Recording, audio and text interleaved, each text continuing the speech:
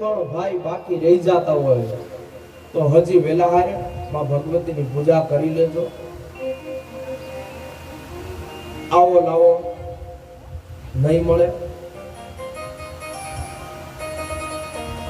આપણા ઘરે તો પૂજા આપણે કરતા હોય કે ન કરતા હોય, સાંજના સમયે પૂજા અર્ચના કરતા હોય, પણ માં ભગવતીની પૂજા આપણે કઈ રીતે કરીએ તો કે દીવાબત્તી કરીએ, હે માતાજીને દીવો કરીએ.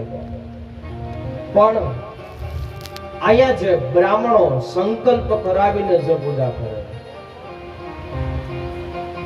અને મનુષ્યનો ભાવ ભક્તિથી જો માની આરાધના કરતા હોય એટલે ભગવાન સ્વીકારી જ લે. પણ આપણે રોજ 16 પ્રકારે પૂજા કરી શકતા નથી. 16 પ્રકારે આપણે રોજ પૂજા કરી શકતા નથી. પણ માં ભગવતીની જો પૂજા કરવી હોય તો ભગવાન શિવના સાનિધ્યની અંદર પૂજા થાય છે. અને જ્યાં શિવ છે ત્યાં જીવ છે, અને જીવ છે ત્યાં શિવ છે. આ શિવ તત્વનો વાસ. આપણાથી પછી ભજન થાય, કથા 9 દિવસ પછી પરિપૂર્ણ થાય, પછી એમ કે હવે મારે પૂજા કરાવી હતી. તો માં જગદંબાની 9 દિવસ સુધી આપણે જે કાંઈ આરાધના કરીએ છીએ, માં ભગવતી જરૂર આપણી પૂજા સ્વીકારે.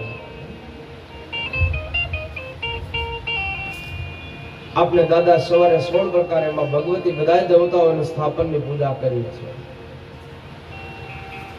નકર અમારું તો એવું કેવું હતું કે બાપુ 9 દિવસના આપણે આ યજમાન જ નથી કરવાના. બ્રાહ્મણ દ્વારા પૂજા અર્ચના થઈ જાય એટલે આપણે સ્થાપનની પૂજા થઈ જાય.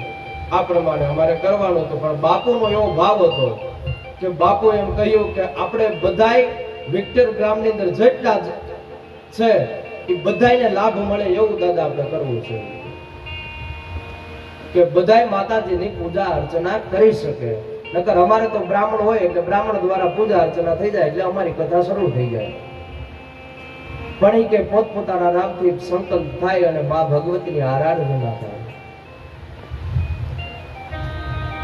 તો હજી આપણા પાસે 4 દિવસ પડ્યા છે. જે કોઈ ભાઈઓની ઈચ્છા છે, જે કોઈની શ્રદ્ધા ભાવ ભક્તિથી માની આરાધના કરવાનો આપને સમય પ્રાપ્ત થયો છે તો કરી લેવું જોઈએ. અને કાલે તો હજી આપણે શિવ વિવાહ